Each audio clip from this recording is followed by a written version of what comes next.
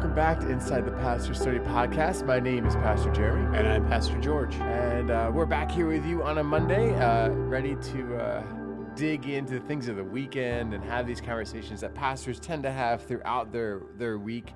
There's times you don't tend to see us as often. What do we do? What do we talk about when we're hanging out in the office? What are some of the conversations that we puzzle over or think about? That's really the point and purpose of our conversations on this podcast, to kind of pick the brains of a pastor, or to think about, or to hear these conversations that we tend to have when you're not around, because we have some fun ones, and we really often get into some interesting spaces. And I think for the last several years, we've usually finished a conversation like this, and these have always tended to happen for us. And we'll finish that conversation and be like, man, I wish we could do this in front of like the rest of the congregation. I think for a long time your dream was maybe we just have a sermon where we both are sitting on the platform and the whole sermon is this conversation. And logistically, that's kind of always been a challenge to think through. We've done things like that, but it is a challenge. But we're a father and son pastor team, and I feel like we've both done ministry together for a very long time. Now, officially, we both serve at a church north of Boston. I've been here for about 8 years. You've been on staff for about 10. Yeah. And I think that from the time that I was in college and really beginning to dig into ministry and that direction, we've kind of bounced things like this off one another. This conversation has been a running conversation now for almost 20 years. Exactly. And so it's fun to kind of do this on an official basis after years of thinking about it, and to be here with you on a podcast. And that's really the whole purpose of the podcast, is to sit with us as we chat about these various topics. So we're glad that you're here. We begin each of these. We recognized not long ago that there's a vocabulary that pastors tend to have and use, and sometimes that vocabulary is so insider that you may assume we mean something, but when we actually mean something else. And so we take a time to digest a theological term each week, and now it is time for this week's theological term of the week. The theological term of the week. And this week, that term is justice. The term is justice. Man, this one is so loaded because loaded. There are terms that we talk about, like a misunderstanding. You can use the same word, but depending on your worldview, that word can mean something drastically different. Exactly. And in our culture right now, justice is one of those words that gets wielded with impunity. Yes. Yeah. Against people, usually unjustly. Yeah. Yes. Yeah. So talk to me a little bit about, like, in theological terms, when we're talking about God's justice, and these are mutable terms. You by now, if you're a fan of the podcast, you've heard that phrase used frequently. Maybe you've even snuck it into some of your own conversations with others. Yeah. But these are terms that apply to God in perfection and to all of humanity with some limitation. And so, what's this term justice mean biblically? So justice means that God will always do the right thing. He will always act appropriately, and he will always act perfectly. So there are terms that kind of load into this, like the word righteous. God is a righteous God. He always does the right thing. Justice means that his standard is always correct and always true. For a year, I taught high school Bible in a Christian school, and my favorite phrase from the students was, "That's not fair." And I would look at them and I would say, but here's the problem. I'm the teacher. I'm the authority in the room. And so fair is what I determine it to be, not what you determine it to be. Mm-hmm. And God is not just fair. He's just. He has a standard of righteousness, and everything that he does is right. And then not only is everything that he does is right, he will actually always keep to his standard of justice. That's that perfection piece, right? That's the perfection piece, exactly. So God has a standard. God will always uphold the standard. He'll never change his idea of what the standard should be. So when we say that God is just, you can count on him and you can count on his rulings. He will always rule the same way. You kind of see a little bit of that in Romans chapter 1 and Romans chapter 2, where God says, where Paul writes about God and says that he's no respecter of persons. So God's standard of justice is the same for a rich man as it is for a poor man. God's standard of justice is the same for a black man as it is for a white man. God's standard of justice is the same for a male as it is for a female. God has a specific standard, and he upholds his standard. I'm actually reminded of the story Jesus tells of the manager who goes and gathers workers through the day. Has an interesting perspective into God's justice. You know, he gets the guys early in the morning to come work in the vineyard, promises them a day's wage, and they go about working. And then he goes back out, finds more workers a few hours later, and he keeps adding these people throughout the day, even toward the last hour of the day. And each person promises them a day's wage to come and work. But he doesn't. That's the thing. If you read, he says to the last group, for example, when he comes to them, he says, just go and work in my vineyard. Yeah. Doesn't make a promise to them. He just says, go and work in my vineyard. So when the workers are coming and he pays them all a day's wage, the first guys say, well, wait a second, that's not fair. I worked all day. This guy worked an hour. How come you're paying him the same amount? The response is the response of justice. I made a commitment to you. These people made a commitment to me. And they made a commitment without a standard, but I'm going to operate on my standard, God says, and I'm going to show them justice. I'm going to give them more than what they deserve. Yeah. So there's a lot in here, but I think we manipulate this term of justice all the time. All of the time, yeah. Because we start changing. Ultimately, this is our big problem as idolaters and as people who flirt with God's image because it's in us, but we misuse it because we're all sinful, is that we will create a standard of justice. That's the issue. And then apply it unjustly. Exactly. The issue really is that we have no standard.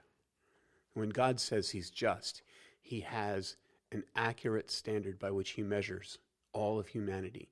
And let's just put it bluntly, we all fail. We don't come up to standard. Yeah, no one. Does. That's the essence of the gospel. Yeah, exactly. No one does. It's Christ that makes up the distinction and makes up the difference in us to make us all just, right? The just shall live by faith, and the one who makes us just is Jesus. Right. So he justifies us to be. So justice is to make up or to bring up to a standard. And we make up our own standards. We make up our own rules. We have our own system of justice, which is always unjust because we can't. Number one, Romans 2 says we can't keep our own standards. So if I tell people that if my favorite illustration of that is you're driving down the highway at 65 miles an hour and a state trooper blows past you at 85 miles an hour, and you look at that and you say, well, he would pull me over if he did that, and he's not bound by that rule. He's not bound by that code. I had an interesting time one time that I saw as unjust. Oh, look at that! Always with the texts. Forgot. Yeah. The rules of podcasting. Yeah. I'll talk to her later. The situation that I considered unjust. And that was that I was driving down a 3-lane highway one time, and there was a state trooper who was driving in the left lane, and he was driving, let's say the speed limit was 65. He was driving at like 68 miles an hour in the left lane. And it caused everybody in the other 2 lanes to just kind of stack up. Because nobody wanted to pass this guy. Nobody wanted to pass this trooper on the right. That would have been a violation, right? Nobody wanted to do that. Nobody wanted to go 69 or 70 miles an hour to get ahead of him. We were all just kind of stacking up, and I looked in my rearview mirror, and it was like a parade. I mean, there was traffic backed up, at least as far as I could see on the highway. And finally, this one guy drops out from behind the state trooper into the middle lane and drives ahead of him. And sure enough, the state trooper's lights turn on, and he pulled him over. And he freed the rest of us. That guy, hero. He was a hero. Yeah, Absolutely. he's not the one we need. He's the one we deserve. What is that like phrase? Yeah, exactly. But that was unjust. Yeah, it's entrapment. It was entrapment. Yeah. Right? None of us sees that as. So here's the thing: God is just. He doesn't entrap us. He may test us. Mm-hmm. He may put us to the test to see if we're worthy up to His standard. And sadly, we so often fail that standard. But God holds us to a standard, and He may test us, but He doesn't entrap us. Yeah. God doesn't put us into a place where there isn't a way of escape. Yeah, I think there's a difference between entrapment and testing, right? And entrapment is something done for the benefit of the lawgiver. And testing is something done for the benefit of the law observer. Right. Right? Like testing is for my benefit, not God's. God already knows me, and He already knows where I am. He doesn't need to run a test to evaluate me. He's aware. Yes. But I go through testing for my own benefit and for the benefit of others around me. Yes. And so part of God's justice on His creation is putting His creation through testing so that they have a better understanding of where they measure up according to His line of justice. And we are often reminded in those moments of testing that we fall far short. There it is. That's tricky to say there, right? And so testing is for our benefit, not God's. But this entrapment thing, like to just like kind of get you, like God doesn't need that. He knows you. He knows. God knows well enough that He could get any of us. Like He's not up there trying to smite us or cause us to stumble so that He can then punish us.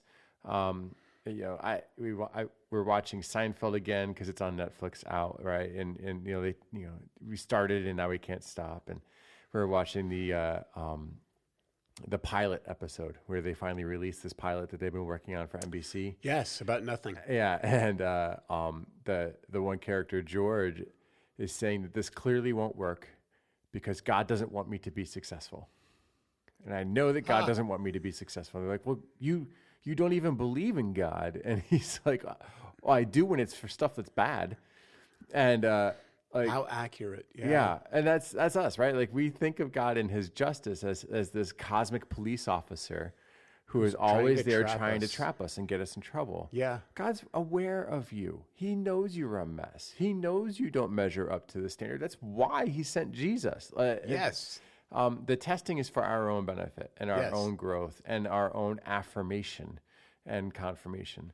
And God applies that testing justly. So on a human perspective, we talk about justice, and God establishes very clearly in the scriptures that there are multiple levels of justice, which maybe some of you are saying, well, how is that just? And remember, the word is standard. The concept is a standard. So if God is just, then He actually has rules, if you will, for how I engage others and how other things operate. So, for example, the book of Proverbs, which a lot of people get lost in, and it's a great book, Proverbs, 31 chapters. So that means that if you read a chapter of the book of Proverbs every day in a 31-day month, you will read the entire book. And I actually see it as a great way of starting a Bible reading devotional aspect, because a lot of people get lost. They're like, oh, I missed my devotions today. I don't know where I'm supposed to be. And should I read the chapter that I just missed? Should I read the chapter that just the next chapter? Should I skip that? And I tell people, well, start by reading the book of Proverbs, read it according to the chapter, or read it according to the day of the of the month. And then if you miss a day, which you probably will somewhere along the line, just stay on top of reading the day of the month and just keep doing it. Do it for a year, if you will. And eventually what happens is you're going to read all 31 chapters Several times. And you'll get the gist of what's going on. And what's important is that the book of Proverbs really lays out some very interesting concepts when it comes to justice. So, for example, you and I as individuals have a different standard of justice than my state or my country have. My responsibility of justice from Scripture and from Proverbs is along the lines of I need to have one set of Weights and measures. weights and measures. Yeah. I need one set in the bag. Mm-hmm. So that everybody gets the same thing from me. Mm-hmm. And that's a concept that Solomon is railing against in the Proverbs, that there was, you would keep one set of weights for regular people, and then you would keep a heavier set of weights for rich people, because rich people could afford it. Mm-hmm. And interesting that the concept of justice in the Proverbs is that people are anti-rich and not necessarily anti-poor. Although there are other standards, right? Like if a poor man puts up his coat, his only set of clothes for a bond or for a loan, first of all, Solomon says he's a fool because he's risking everything he has. He's risking everything he has.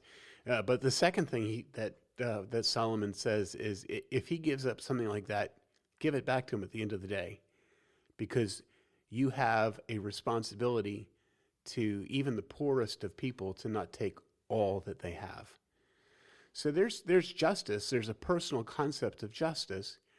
If I see somebody who's poor, according to the book of Proverbs, I have a responsibility to mitigate their poverty until they demonstrate to me that they are a fool and don't know what to do with wealth in their life. And at that point, the concept of justice is let that person alone and let them starve. Let them. Yeah, there's this sense in which you'll come in to rescue to a point, and then once they continue to earn the consequence, you have to let them feel the consequences of their foolishness at some point. Exactly, right. Whereas, the concept of justice for like government justice is non-emotional. Mm-hmm. Government justice is, well, you did wrong, therefore you're going to pay the penalty. That's the concept of the whip is designed for the back of the fool. Mm-hmm. The government has a responsibility of holding people accountable for their sin, their inaction, their inequities, without bending. Without bending, exactly. Yeah. So, like you're saying, on an individual level, our sense of justice is an informed one, where it's applied based on the circumstance in which we know, and we apply that justice carefully with wisdom. Right. And the larger entity, or the government per se, just has to, because they can't be personal, they have to abide by that singular stance of justice and apply it universally. Yeah. And we see what happens when that doesn't work. Right? We see that culturally. We see, and we can read that into a lot of ways. We can sniff when something feels unjust, and then we can apply that to other circumstances, and it makes the entire thing questionable, whether it acts in justice or not. Right? It's like we're seeing that culturally now. Right. Where, depending on where you land with the young man in the Midwest who was at a riot and who was recently acquitted, no matter where you land on that, we all sniff that circumstance with a level of distrust. Yes. Because we have seen a government work out of step with its universally applied justice system. And so either way, right, you approach that circumstance with either saying the government doesn't know what it's doing and there's no way it will do the right thing here. Right. Well, you're looking at in that case, or in those circumstances, perhaps the situation is that you're looking at a government that doesn't have one set of weights. Mm-hmm. They have two bags. Right. And you can't have two bags. Yeah. Well, yeah, exactly. So, as far as the wisdom for how we handle this individually, I was thinking the illustration kind of in this term. Like I recently finished my basement as a long project at our house, and had a lot of friends help out. But I did a lot of the framing. I did the framing work, right? And the standard when you're framing out a wall is level, and plumb, right? Like that works. Yeah, it makes for better. It makes the drywall process a little easier when your boards are level, right, and true. And so sometimes I will have a beam in the wall. Like I put together the wall, and then you stand it up and you tack it into the concrete floor with a cool little tool that makes a lot of noise. And then you kind of double check everything once you do it beforehand, but you also do it afterward to make sure that everything is true.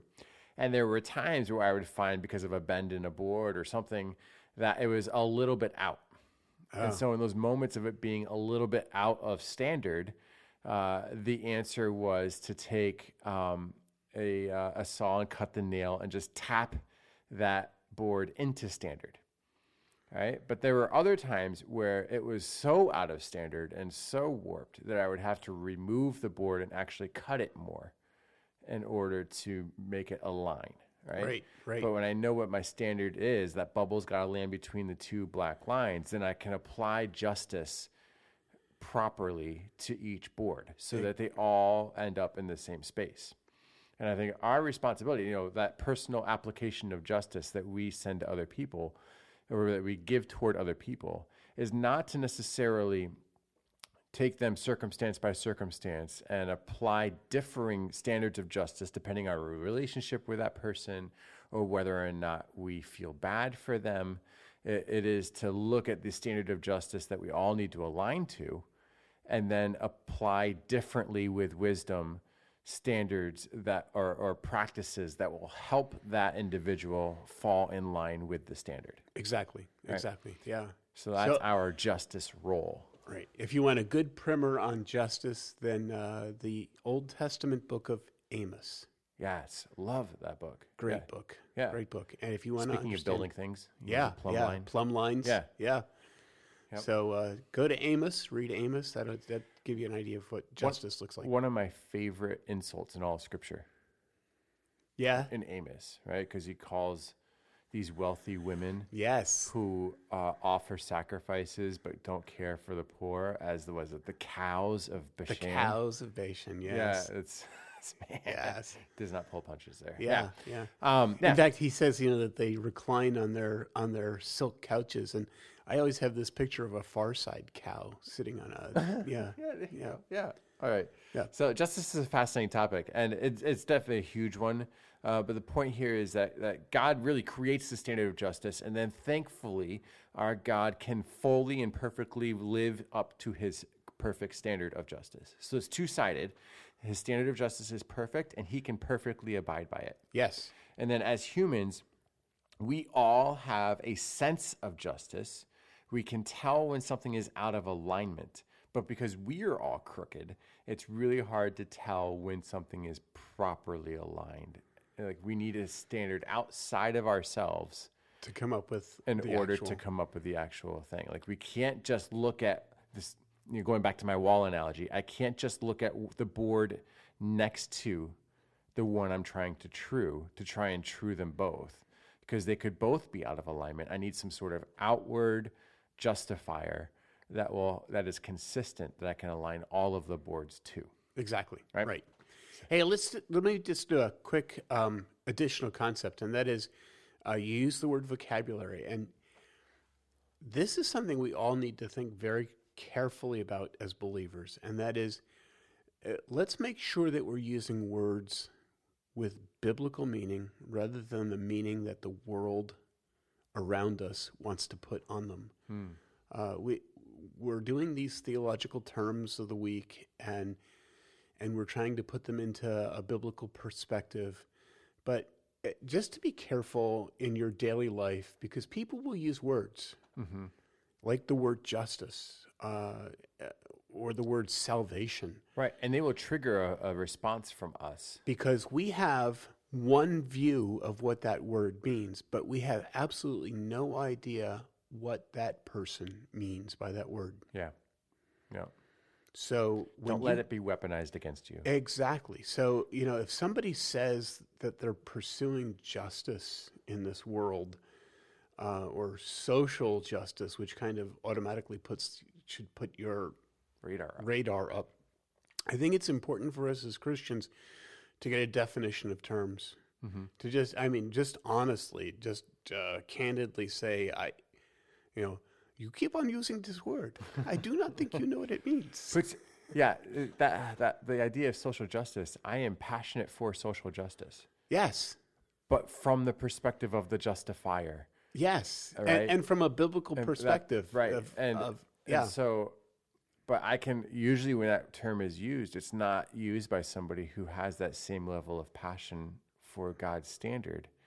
And so we can be in very different places on how to apply justice. Absolutely. Because of our differing standards. It's just important. And it's important for us as Christians to also use our words properly. Now that you know the meaning, use it accurately. This is key, and use it intentionally. Speak intentionally. Don't speak from a common place, right? We talked about that recently, right? Don't be vulgar. Don't be vulgar. Don't be common. Use things with accuracy. And that's an important thing. It's part of our call to justice that we would be accurate with our words and use them well. The theological term of the week. Yes. All right. Well, that's our theological term of the week. And that leads me into a conversation that we had talked about earlier. Yesterday I'm mixing up, our pre-show ideas here, but yesterday in the sermon, you were talking a bit about sin, and sin is a logical flow out of this conversation of justice, because sin is that moment in which you are out of alignment with the true justifier, right? Right. Like that is all sin is when you have missed that mark. And that is really the term. Sin means missing the mark. Missing the mark. And we were talking about a particularly, I was going to say egregious sin, but it's really just an interesting sin that you come across in Joshua, because on its surface, it doesn't seem all that bad. Especially with the way that it is dealt with, it seems like a huge overreation. As a Western thinker, that is a shocking response that this man, shouldn't he, since he came up, if you're reading Joshua, they have Joshua 7. Yeah, the walls of Jericho are down. They have gone in. We talked about just war recently. They have come and brought judgment on this city that has been, this judgment was pronounced upon it 400 years prior. God gave them time for correction. They never corrected.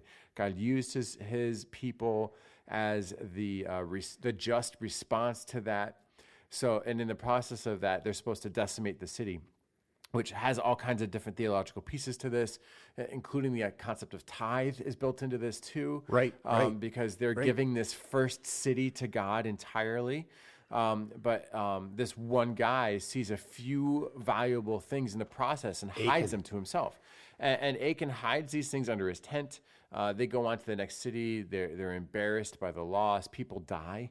And then their response as they search out who did this, eventually, as he's asked, Achan comes forward, yes, I did in fact sin, and here's why.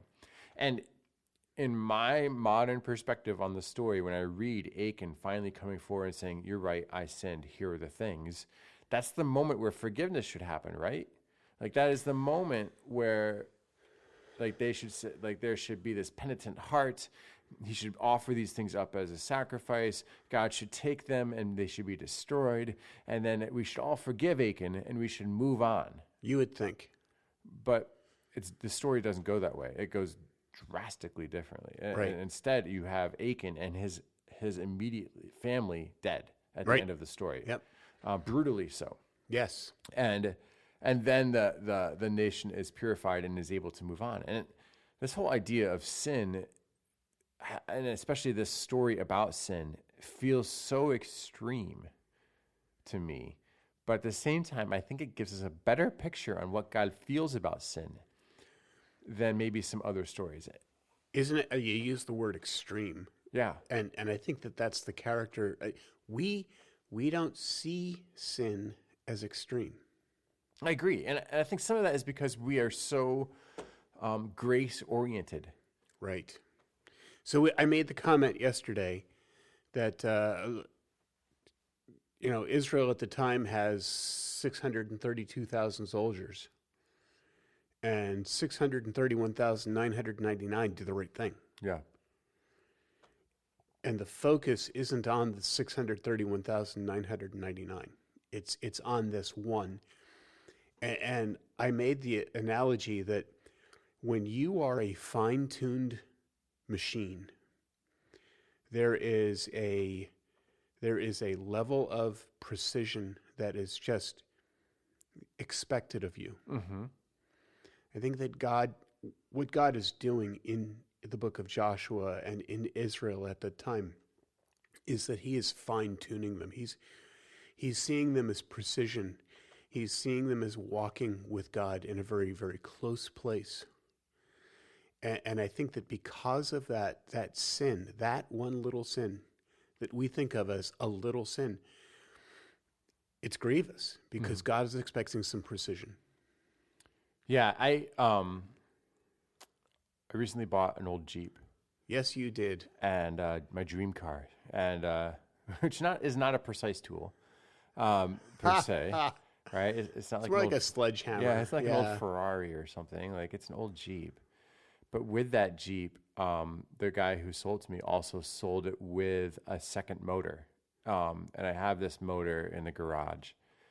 And as I was bringing it home, I noticed that across the side of the motor where the exhaust and the intake gets attached, in that spot instead are all of these pieces of tape that are across those open holes. Oh. And I remember looking at, like, at first I thought, like, oh, that's interesting. Why is that taped up? It's just an old motor. Like, why would you do that? But, it dawned on me later as some of the tape kind of frayed away on the trip home.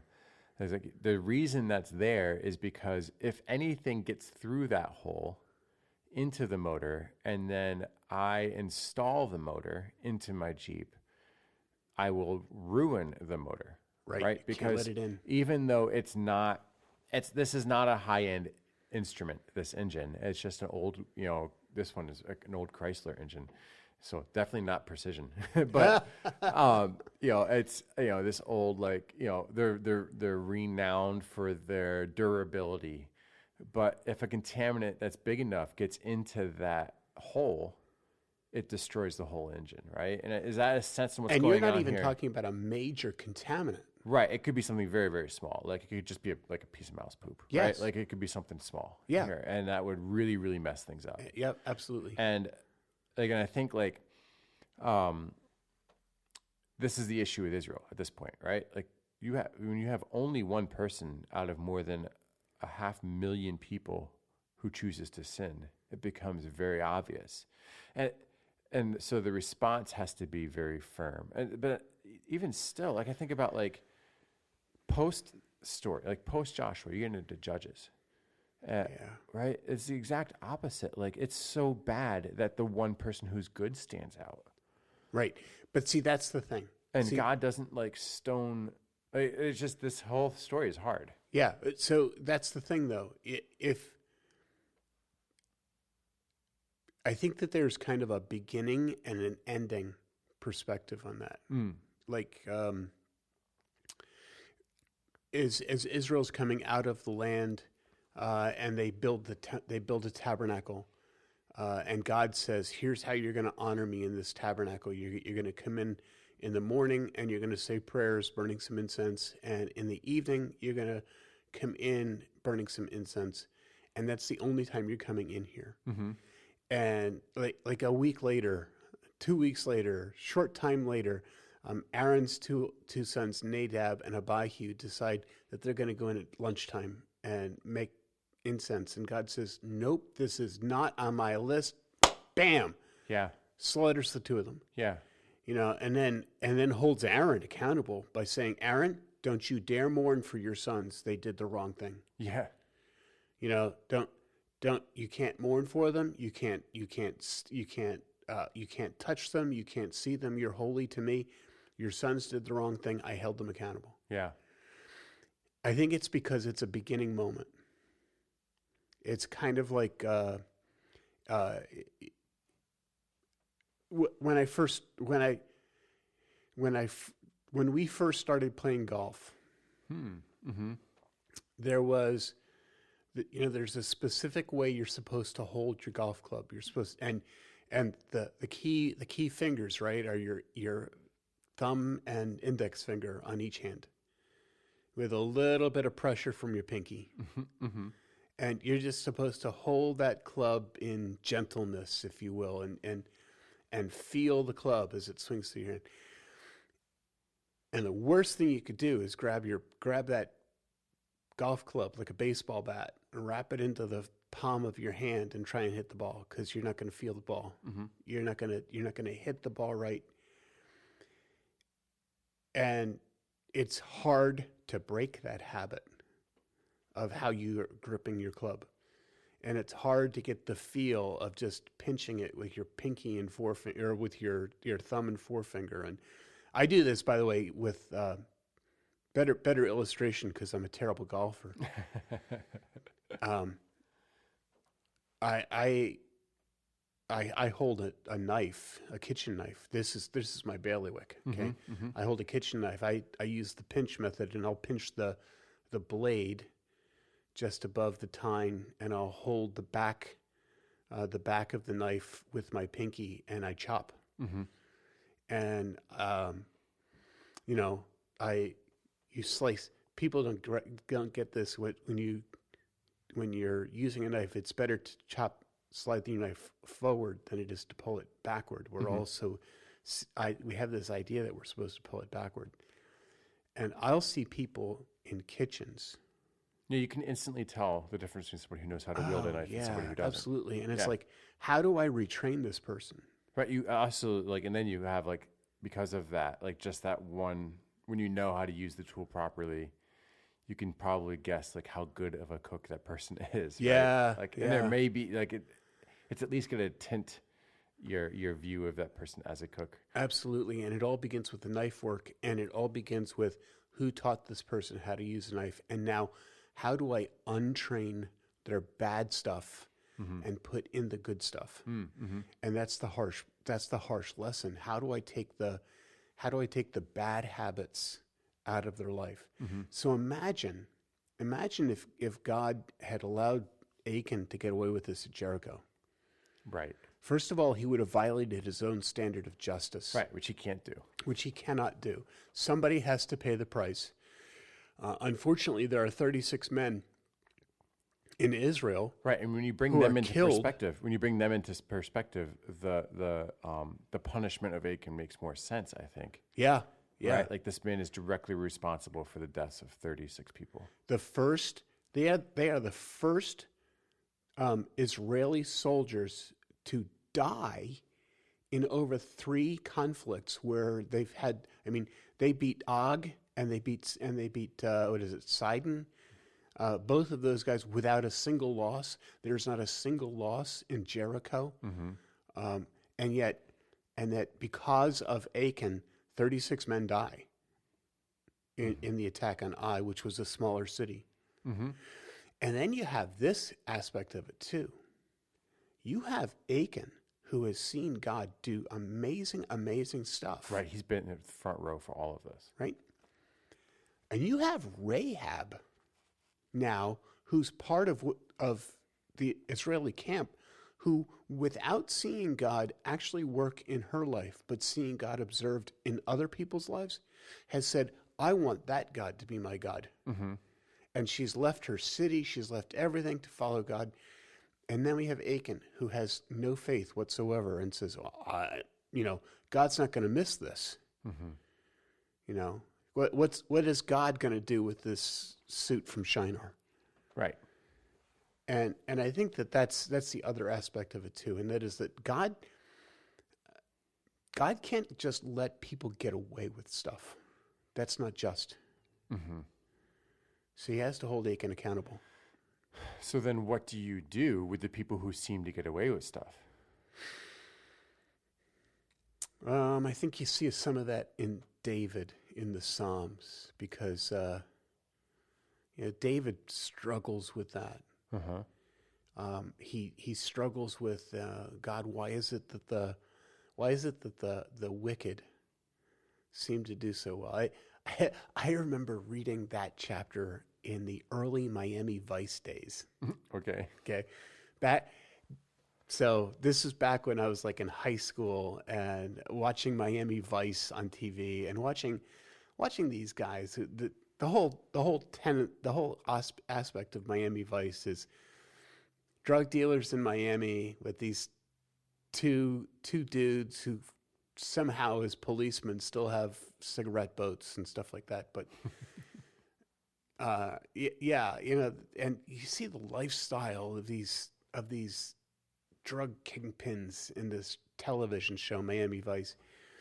They always end up dead. Hmm. And I think that's the thing that you have to grasp about God's justice. You might see somebody who has benefited from wrongdoing, but God assures David that it's short term. It's short term. God is still going to hold them accountable, and even if they're not held accountable for it now, they're going to be accountable for it in eternity. Mm-hmm. And that's the peace that you get in those things. Yeah. But you have to do right. Right, because God acts justly and expects justice from us. Yes. Yeah. Right? Going back to that story, right? Like the rest of Israel still has to act with justice and integrity, from the Achan story forward. Right. And they have to hold Achan accountable. Yeah. And to some extent, his family suffers because of him. Mm-hmm. So I was thinking about this. Somebody was talking to me about this the other day or yesterday, because they were struggling with all of the family. Why did the family have to die? Right. Why can't it just be Achan? And I said, so how does that work if Achan dies but his family doesn't? And like in later days, it's like, oh, this guy's a descendant from Achan. Mm-hmm. And suddenly Achan's descendants become popular. Or, oh, God didn't hold them accountable for this. Or I think the illustration I used is, what if Achan had a sheep that wasn't killed and thrown into that pile? Because remember, all of his possessions. All of his possessions. Yeah. They're all destroyed. And can you imagine if there's now a breed of sheep called Achan sheep?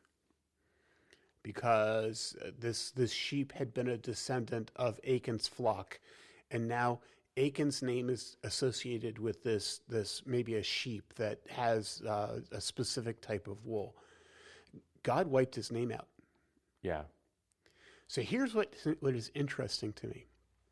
Compare that with Korah and his rebellion in the book of Numbers. Mm-hmm. Now, some people are out there going, Korah, so Korah is this fellow who challenges Moses' leadership. Mm-hmm. And he's a Levite, just like Moses. And he says, Moses is leading us wrong. We should be in the land by now. This whole 40 years of wandering, this is Moses' fault. It has nothing to do with God.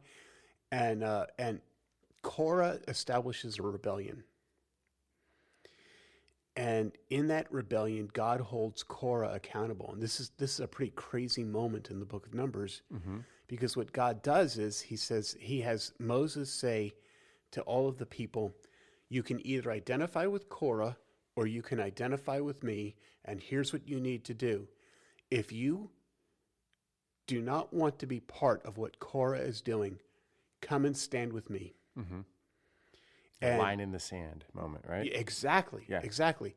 And it's a real line in the sand, because what happens next is that the scripture says that there's an earthquake and the ground opens up, and Korah and 21,000 other people fall into the ground, and then the ground closes up around them. Mm-hmm. Really, really wild. But have you ever looked into the book of Psalms? Yeah, there's a pretty prolific group of people. And there is a pretty prolific group of people who God redeemed in that, who are part of the Levitical clan, who write music, and they signed their music as the sons of Korah. Mm-hmm. Which maybe this has something to do with music pastors. Maybe they got to be careful about. Anyway, Korah is honored by his descendants, because even though he was dumb and challenged the authority that God had given Moses, and in so doing established God's authority in this world, his family was not held accountable for it, because they walked away from and disowned their father in a moment where God said, make a choice. I sometimes wonder if Achan's family was willing to say, we're going to stand with Achan. Yeah, and that's just not in the story. Just not in the story. Yeah. And I think that's the way it is with any sin. We talked about this in that those steps that I talked about, that a lot of times we get stuck in the remorse stage. Like, I'm sorry about the fact that I've sinned, and all we focus on is that I'm sorry about the fact that I sinned, and we don't name it, we don't review it, we don't recognize it, and then we don't release it. We don't let it go. We don't say, I don't want anything to do with this anymore. And I think that that's a key ingredient in dealing with sin in our lives, is letting it go, disowning it, walking away from it.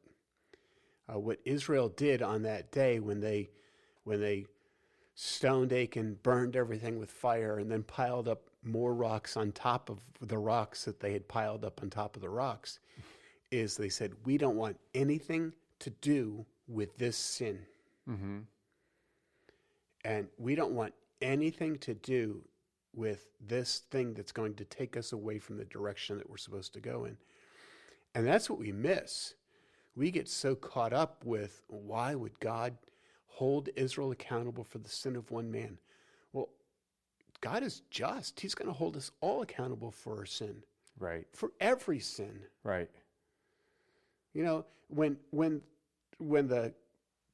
the final judgment comes and every man stands before God, according to Revelation 21, we're all going to stand before God for all of our sin. The book is going to be opened, and those who are redeemed are going to be sent into heaven. But those who are not, the scripture says, every idle word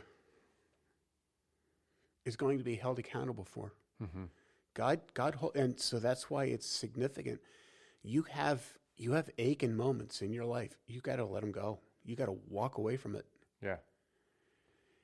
And we spend too much time mourning over it and not enough time getting rid of it. You have to cast it aside and move on. Yes. Yeah. Yeah. There's so much in that conversation. And I think, we're talking in the justice conversation about this idea of testing. And in a sense, this is an opportunity for God to test Israel also. Yeah. Right? And the testing is not to trap Israel. The testing is to create a landmark moment for them that they can recall and look back upon with how God operates and lives.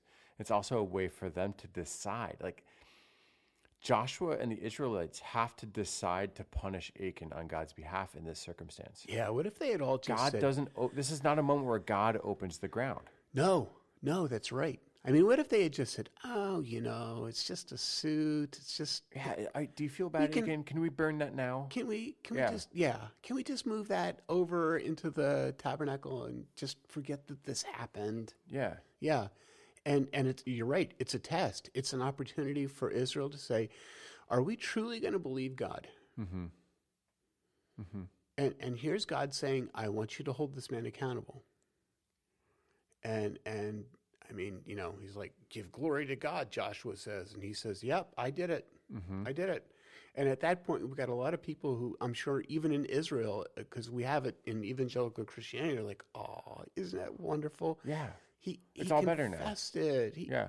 He gave glory to God, which just means, in Old Testament language, it just means, do you swear to tell the truth? Yeah. Oh, yeah, I did it. Oh, okay, let's stone you. Yeah. Yeah, and there's all kinds of people like, oh, no. Are you willing to follow God? Yeah. Yeah. Hard things. Are you willing to do hard things for God? Yeah, and that's the piece that keeps coming back, I think, in our own lives. Are we willing to be so fully dedicated to this gospel that we will do hard things?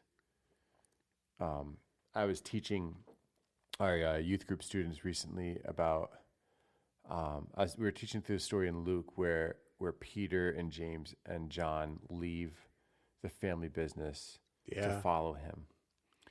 And the track I took with this is a little bit different than other things I've taught before. I was saying with our students, I was teaching this about this concept of degree of transfer. And in Scripture, there's a thing called degree of transfer where you look at a passage and you as the reader have to make a decision. Does this exist specifically for a particular person and time, but doesn't necessarily apply to me? Does this story exist to teach me some sort of principle, but I don't need to apply it directly? Or does this story exist for something that I need to actually do myself? All right. So this is the thing that we all need to do when we approach Scripture. Does this just here to teach me a principle, or do I need to literally do this thing? And so I was asking these students, like, Jesus calls these people away from their security.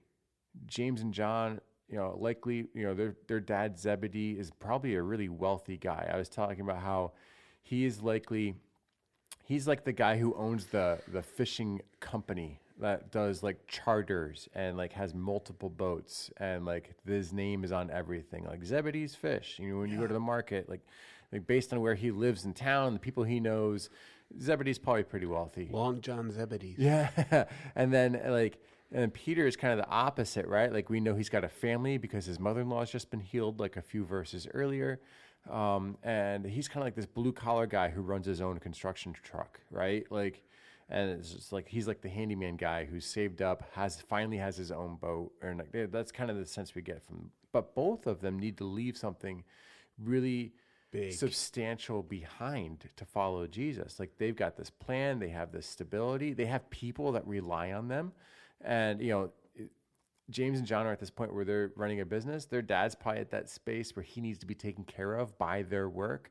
Peter's got a family he's got to take care of, and they're leaving all of that security and establishment behind to follow Jesus. And I was asking the students, like, does this mean, do we read a story like this and say, how great were those people? Aren't they wonderful? Like, isn't it an amazing thing that God would call these people? And man, I am just moved by their response. Or are we supposed to read something in Scripture and say, that's the kind of standard God expects of me, that I will leave my security behind, I will leave my plans behind, and I will pursue him in the same way. And when we look at Scripture, we have to make that decision about everything we read. And based on what we know, we've talked about already, based on what God's standards are, my guess is that he would want us to approach sin with the same sort of perspective that he has of it. Right. That it would be something that we would be horrified by, something that we would quickly put to death, and then something we would quickly move on from as changed people. And that's really what you get with this story. You have a people who are horrified by Achan's sin. They quickly respond and put it to death, and then they quickly move on in the direction they're supposed to go, right? I read a thing years ago about how to raise your kids, and it was talking about how, like, with kids, you should raise them with a video game mentality. When you play video games, if you make an error, it's boom, instantly game over. Now start again and try again. Right. Right. And I think we gotta need to operate that way with our spiritual lives too. When we come into a moment where we have sinned, it needs to be boom, instant game over. This sin is not who I am. I need to put it to death. I need to recognize it for what it is. It is done. It is buried. It is gone. Now that it is done, buried, and it is gone, I will move forward in the direction that I should have been moving all along, so I can find success. Yeah, that's why we always operated when we raised you guys. That's why we always operated with a corporal punishment philosophy. We spanked. Yeah. We Ouch. Yeah, we did on a regular basis. I still talk to my therapist about that. Yeah, I'm sure you do. And part of the reason that we did that is that a spanking is momentary. Right. It doesn't linger. You know, if you decide to ground your child or take something away for a period of time, then all of that discipline, all of that punishment, because at that point it becomes punishment. It's no longer discipline. Mm-hmm. That punishment lasts throughout the entire grounding or throughout the entire time. So you don't take care of the issue in a momentary moment. If you've decided to ground your 14-year-old for 2 weeks, then you have to deal with 2 weeks of pain for yourself, not 2 weeks of pain for them. And there's absolutely no reason to do that. You should keep it immediate and then bring about forgiveness and deal with confession, forgiveness, remorse, all of those things, letting go, all of those things have to be cycled quickly because if you hold on to them, then you prevent success. Man, that's a whole other podcast in that conversation. It is. And we're nearing the end of this one. Right. So maybe we hold on to that idea for a future time, like that idea of discipline. Because that comes out of this. It really is the next conversation, right?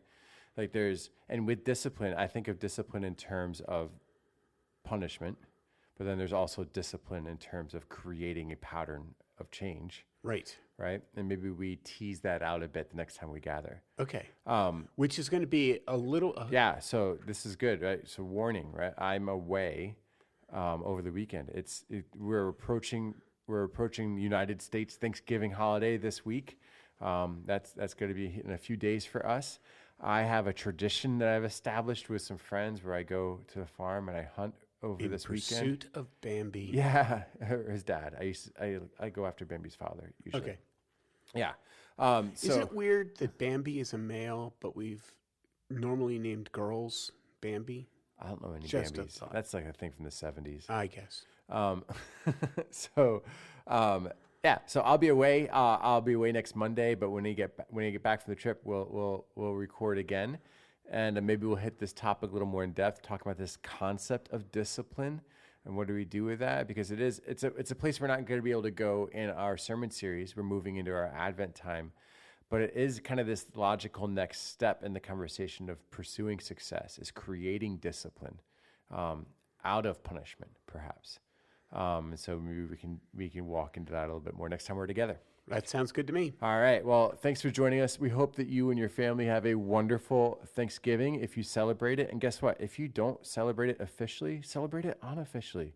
Take a day. And then whenever you're listening to this podcast, gather your family, have some opportunity to thank God together for the blessings you have in life. That is one of the ways that we celebrate this holiday. And practice it. You don't have to wait for a specific calendar day to do that. Go grab some lunch meat turkey and then have a time of Thanksgiving. Yum. And we'll see you back here next week. Thanks for joining us. You have been listening to Inside the Pastor Study podcast with Pastors George and Jeremy Stevens. Artwork by Caitlin Gallagher, music by Sam Demetrius, and engineering help from Ashley Gallagher. To find out more about us, head to marshcorner.com.